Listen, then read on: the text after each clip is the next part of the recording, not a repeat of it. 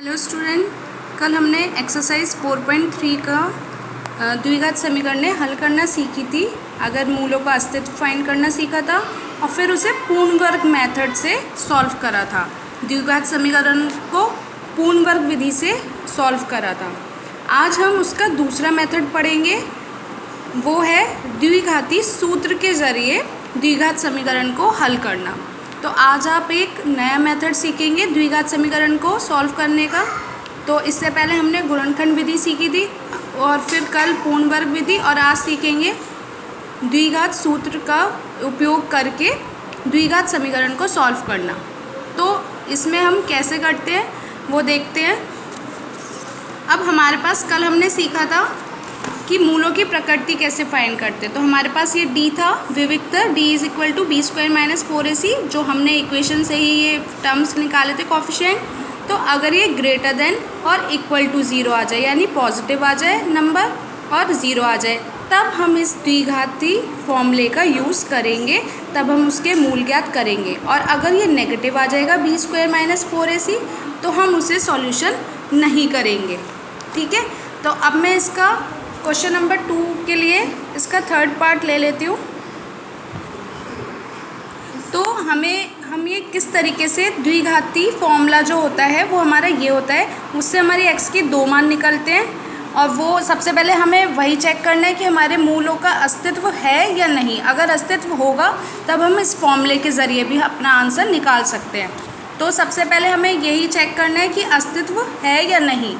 तो हमें सबसे पहले कोफिशिएंट निकाल लेते हैं। a इज़ इक्वल टू 4 जो x स्क्वायर के इंटू में, b इज़ इक्वल टू जो x के इंटू में, और c इज़ इक्वल टू 3। तो सबसे पहले हम d चेक करेंगे, यानी उसका विविक्तर।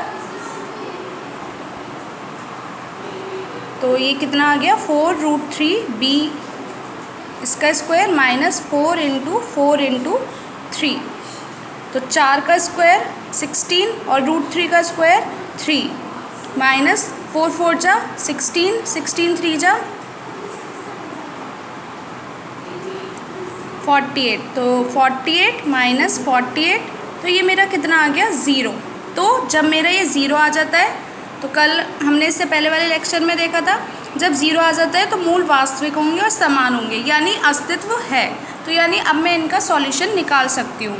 तो मुझे पता चल गया मूल वास्तविक हैं और समान है, यानी मूलों का अस्तित्व है। तो अब मुझे इसे सॉल्व करना है द्विघाती फॉर्मूले से। वो क्या होता है, x is equal to minus B plus minus under root B square minus 4ac upon 2a। तो हमने बी स्क्वायर माइनस 4ac तो यहाँ पे निकाल के देख ही लिया है। तो हम अपने फॉर्मूले में रख देते हैं minus B plus minus under root B square minus 4ac upon 2a। तो माइनस b का मान कितना है हमारा, 4√3 plus minus under root B square minus 4ac अभी मैंने फाइंड करा 0 अपॉन 2 इंटू a कितना है 4। तो माइनस 4√3, 0 को किसी में भी जोड़ेंगे या घटाएंगे तो सेम ही आंसर रह जाएगा। तो 0 का रूट भी 0 ही आएगा। तो 0 को किसी में भी जोड़ने पर या घटाने पर प्लस माइनस 0, यानी इसका मतलब मैं आपको लिख के फिर भी दिखा देती हूँ।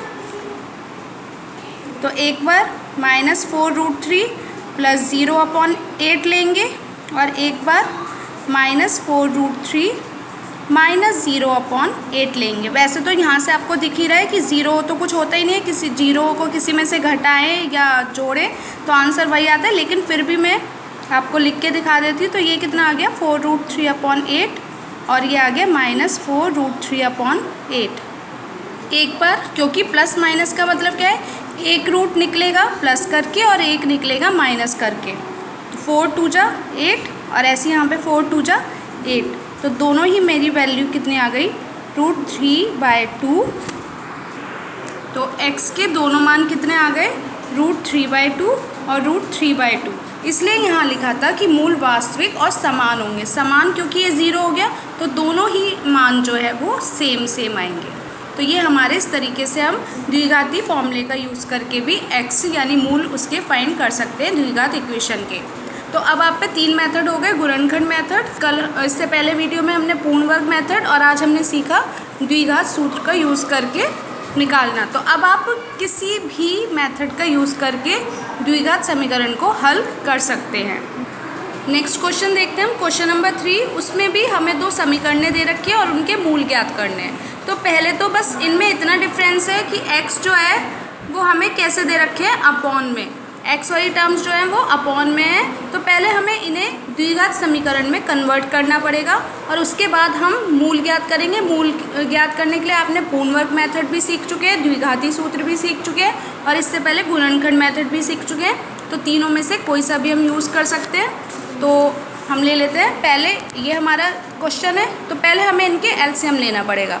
तो इस तरीके के क्वेश्चन में x+4 भी एलसीएम आएगा और x-7 भी आएगा, x+4 और x-7। अब एलसीएम लेंगे, इधर x+4 तो है तो x-7 आ जाएगा यहाँ पे, माइनस, और इधर x+4 आ जाएगा इज इक्वल टू 11/30। इसे सॉल्व कर लो, -x माइनस प्लस -4 अपॉन, इसके अंदर मल्टीप्लाई करके लिख दो। पहले जब x की करेंगे x² माइनस 7x, फिर 4 की प्लस 4x, फिर प्लस माइनस माइनस और 4 7 जा 28, अब इधर 11/30। ठीक है, अब इसे सॉल्व कर लो। x से तो x कैंसिल हो गया, -7 और -4 कितने हो गए, -11 अपॉन x², 4 और ये 7, तो 7 में से 4 गया 3, और साइन किसका आएगा, जो नंबर बड़ा है 7 और 4 में, यानी 7 का, -3x minus 28 is equal to 11/30। ठीक है, इसकी इधर मल्टीप्लाई और इस टर्म की इधर, -11 इंटू 30, क्रॉस में चलेगा ये।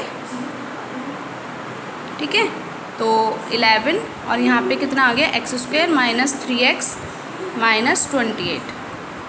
तो यहाँ से देखो 11 से तो 11 कैंसिल, तो माइनस का 30 is equal to x² minus 3x minus 28। 30 को भी उधर ले जाओ, x² माइनस 3x माइनस 28, ये इधर माइनस का इधर आके प्लस का हो जाएगा। तो x² minus 3x plus 2 is equal to 0। अब आपने 3 मेथड सीखे, तीनों में से कोई सा भी यूज़ कर सकते हो। अब मैं इसमें द्विघाती सूत्र का फॉर्मूला यूज़ कर लेती हूँ, आप कोई सा भी मेथड यूज़ कर सकते हो। वो क्या होता है, x is equal to -b plus minus √b² minus 4ac upon 2a। तो सबसे पहले तो आपको साइड में b² माइनस 4ac, सबसे पहले मूल ज्ञात करके देख लेते हैं, यानी b² माइनस 4ac विविक्तर देख लेते हैं, इसका एग्जिस्ट करता है या नहीं। b कितना है, जो यहाँ से तुलना कर लो, a is equal to 1, b is equal to -3 and c is equal to 2। तो -3 का स्क्वायर -4 इंटू 1 इंटू 2। ठीक है, तो 9 माइनस 4 2 जा 8, यानी 1 ग्रेटर देन 0। तो मूल वास्तविक और असमान होंगे, यानी अस्तित्व है। तो अब हम यहाँ पे रख देते हैं, तो माइनस और माइनस का 3 प्लस माइनस √1 अभी हमने फाइंड करा अपॉन 2 इंटू 1, ए कितना है 1, तो माइनस माइनस 3 हो गया, प्लस माइनस 1 का √1 ही आएगा अपॉन 2। एक बार 1 को प्लस लेके कर लो और एक बार -1 लेके कर लो, तो कितना आ गया हमारे पास, ये 4/2 और यहाँ से 2/2, यानी कितना आ गया, 4 2 जा मतलब 2 4 जा, ठीक है, 2 2 जा 4 और यहाँ से 2 1 जा 2, तो 2 और 1।